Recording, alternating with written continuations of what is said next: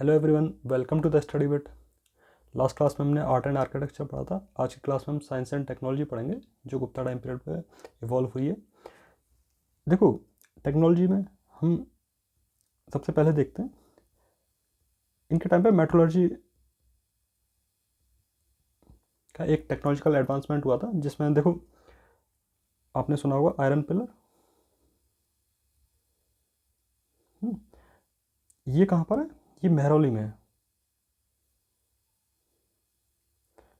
इन दिल्ली। देखो, इसका सबसे बेस्ट पार्ट ये है कि आज तक इस पर करोजन नहीं है, आई मीन जंग नहीं लगे है इस पर। और दूसरा है, एक ब्रॉन्ज इमेज मिली है बुद्धा की।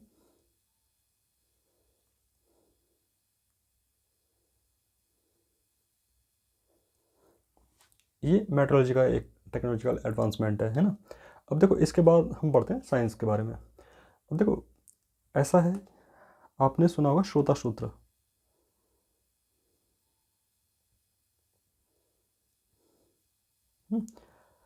श्रोता सूत्र में है शुल्वा सूत्र। अब जो ये शुल्वा सूत्र है ना, इसमें फर्स्ट टाइम मैथ्स का रेफरेंस दिया गया है, ठीक है ना। अब वो किस फॉर्म में दिया गया है? ज्योमेट्रिकल रेफरेंस दिया गया है। वो अब वो किस चीज़ में यूज़ करे जाते हैं? बेसिकली जो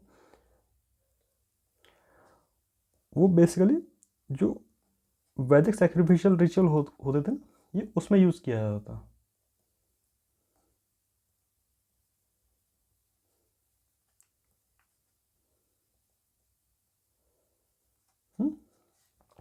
इसमें ज्योमेट्री का यूज़ होता था, फर्स्ट थिंग। अब देखो, और ये किस में मेंशन करा गया है? ये देखो, अपस्तंभा,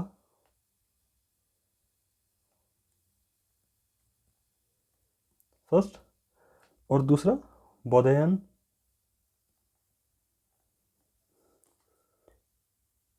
मानवा भी बोला जाता है इसको, है, और कात्यायन।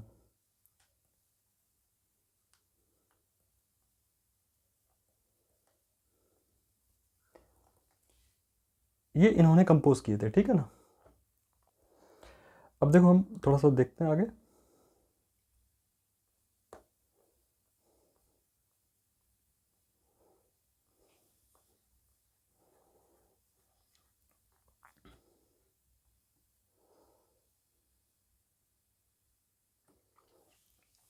देखो, अब थोड़ा सा एक हम आइडिया लेते हैं। जैसे देखो, यहाँ पर डेसिमल सिस्टम, न्यूमेरिकल सिस्टम और कॉन्सेप्ट ऑफ ज़ीरो, ये गुप्ता टाइम पीरियड पर इवॉल्व हुआ है, ठीक है ना। फर्स्ट थिंग, मेट्रोलॉजी के बारे में मैंने बताया आपको। मेट्रोलॉजी में आयरन और ब्रॉन्ज का हुआ है, ठीक है ना, जिसमें आयरन में iron pillar of Mehrauli and bronze में ब्रॉन्ज इमेज ऑफ बुद्धा। और in case of iron object, the best example is 23 feet height iron pillar at Mehrauli in Delhi. अब अजंता पेंटिंग्स के बारे में मैंने आपको बताया था कि इसमें बेस्ट पार्ट ये है कि इनके कलर आज भी फेड नहीं हुए हैं, ठीक।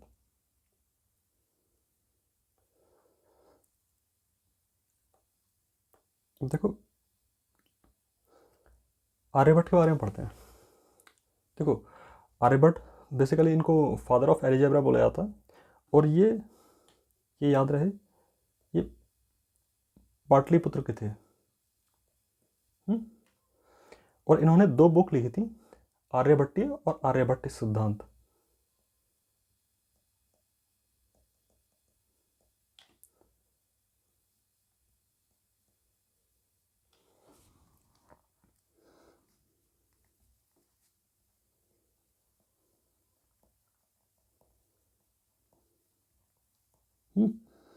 अब जो ये आर्यभट्टी है ना, ये एस्ट्रोनॉमी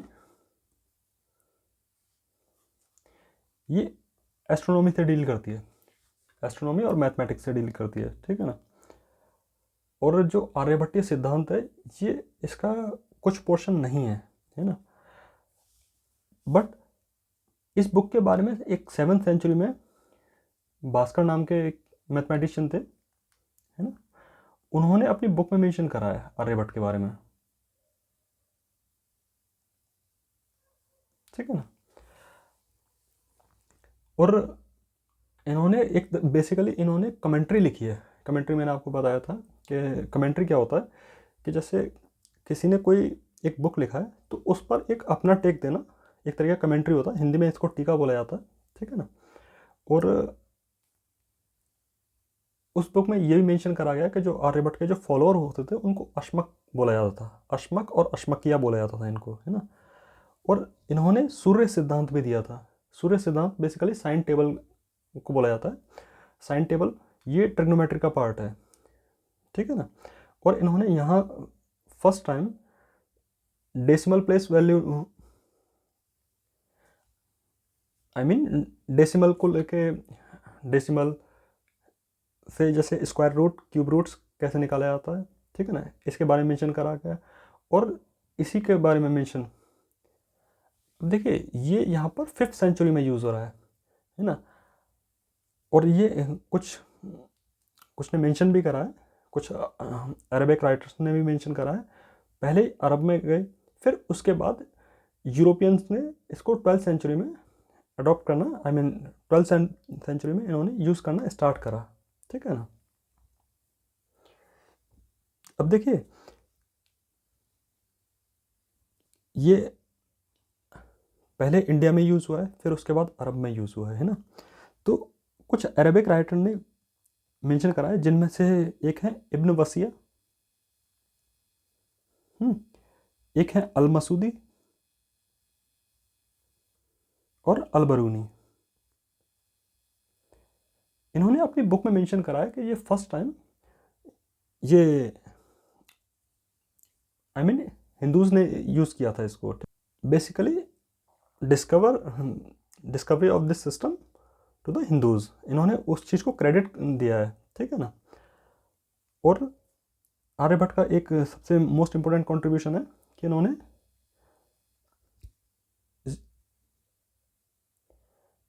ज़ीरो को इन्वेंट किया है, ठीक है ना, फर्स्ट थिंग। सेकंड थिंग, अब देखो इनको रिकॉग्निशन किस किस चीज़ के लिए दिया जाता है, जिसमें फर्स्ट है साइंटिफिक एक्सप्लेनेशन दिया था इन्होंने एक्लिप्स का, आई मीन सूर्य ग्रहण चंद्र ग्रहण के बारे में एक्सप्लेन करा था।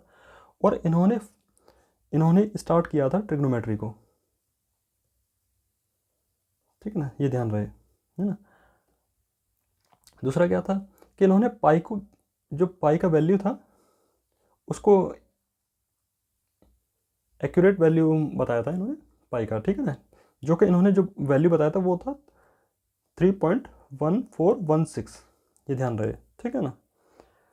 और इन्होंने फर्स्ट टाइम ये बताया कि अर्थ रोटेशन के बारे में मेंशन करा है, ठीक है ना। और इन्होंने जो ईयर का लेंथ था उसका एक एक्यूरेट एस्टिमेशन दिया, जिसका था 365.2586 डेज,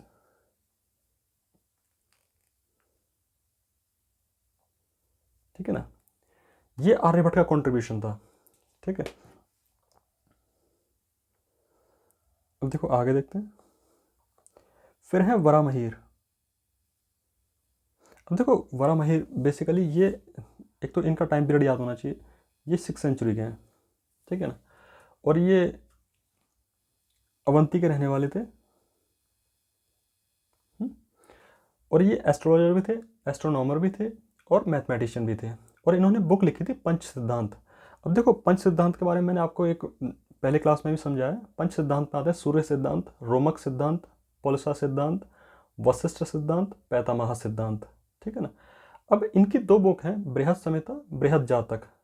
बृहद संहिता जो है ये बेसिकली संस्कृत लिटरेचर को लेकर है, और जो बृहद जातक है ये एस्ट्रोलॉजी वर्क को लेके है, जिसमें एस्ट्रोलॉजी से रिलेटेड इन्होंने मेंशन करा है, ठीक है ना।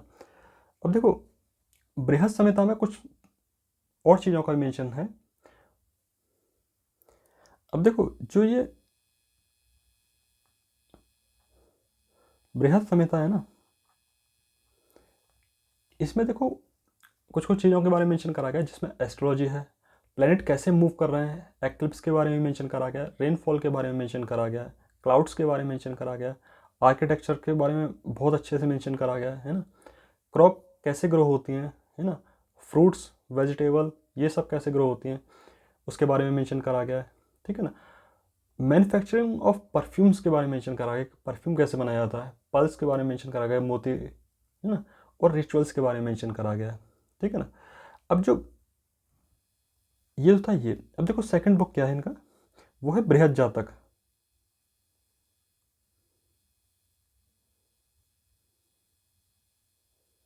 अब जो ये बृहद जातक है ना, ये बेसिकली डील करती है वैदिक एस्ट्रोलॉजी को, ठीक है ना। अब देखो हम आगे देखते हैं ब्रह्मगुप्त। जो ब्रह्मगुप्त हैं इनका टाइम पीरियड याद रहे, ये 6 से 7 सेंचुरी के अराउंड है इनका, ठीक है ना। और इन्होंने इनका कंट्रीब्यूशन था ज्योमेट्री में, ठीक है ना। अब basically he discuss about the method of obtaining a cyclic quadrilateral cyclic quadrilateral के बारे में इन्होंने मेंशन करा है, ठीक है ना। अब ब्रह्मगुप्त के बुक के बारे में मेंशन करते हैं इन्होंने, देखो बुक के बारे में बताते हैं। इन्होंने एक बुक लिखी थी ब्रह्मा सुप्त सिद्धांत।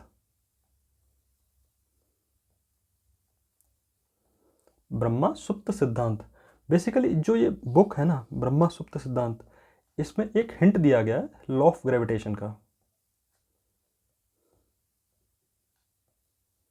ये ध्यान रहे, ठीक है ना।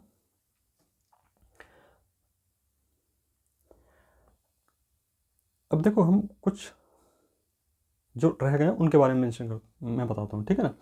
एक थे भास्कर टू, है ना।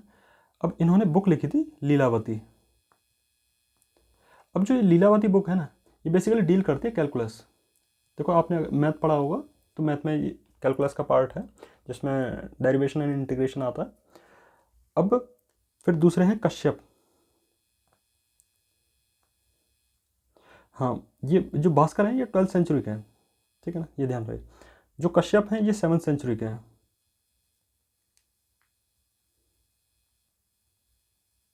ठीक है ना। ये बेसिकली फिजिशियन थे और ये आयुर्वेद से भी डील करते थे, ठीक है ना। और ये बेसिकली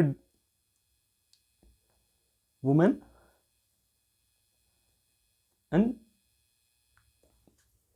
चिल्ड्रंस से रिलेटेड जो डिजीज होते थे उनको डील करते थे, बेसिकली पेडिट्रिशियन और गायनोकोलॉजिस्ट इन सब से डील करते थे। फिर है महावीर। अब जो याद रहे, ये जो महावीर है ना, ये कर्नाटक से बिलोंग करते हैं,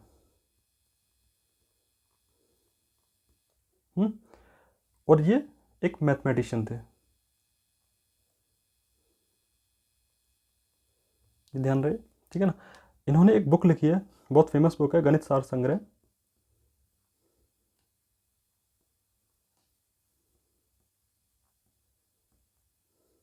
ठीक है ना, ये ध्यान रहे। जो ये बुक है ना गणित सार संग्रह, इसमें मेंशन करा गया है कि जो एक्लिप्स का एरिया ऑफ सकमफेरेंस के बारे में मेंशन करा गया है, ये ध्यान रहे।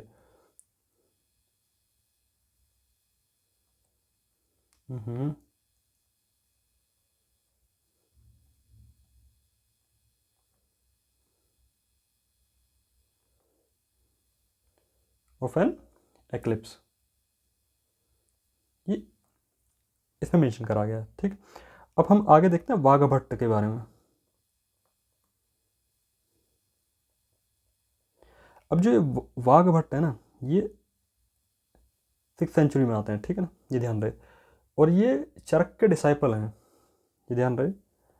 चरक के बारे में हमने पढ़ा है, इन्होंने चरक ने बुक लिखी थी चरक संहिता, ठीक है ना। और इन्होंने बुक लिखी है अष्टांग हृदय। पहले ये चरक के डिसाइपल थे, ठीक है ना, और इन्होंने बुक लिखी है अष्टांग हृदय। अब जो अष्टांग हृदय है ना, देखो इससे समझ में आ रहा होगा,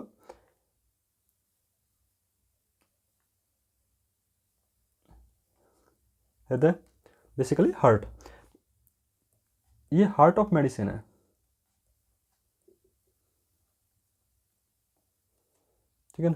और एक इन्होंने बुक लिखी है अष्टांग समग्र।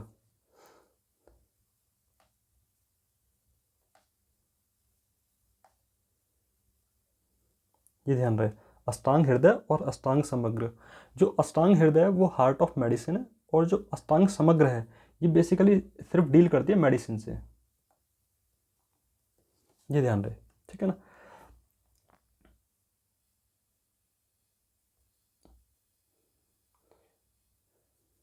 अब देखो एक है महर्षि महाकालपेय।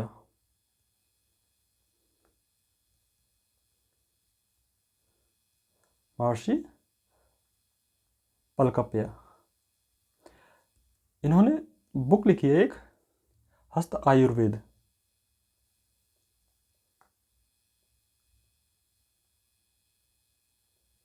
ये ध्यान रहे, ठीक है ना। अब जो ये हस्त आयुर्वेद है ना, बेसिकली ये ट्रीटीज है किसके, जो डायग्नोस करते हैं, जैसे जो डिजीज हो जाते हैं ना, इसमें मेडिकेशन और सर्जरी से रिलेटेड इसमें इन्होंने इंफॉर्मेशन दी है। फिर है सुश्रुत। अब जो ये सुश्रुत है ना, इन्होंने बुक लिखी है सुश्रुत संहिता।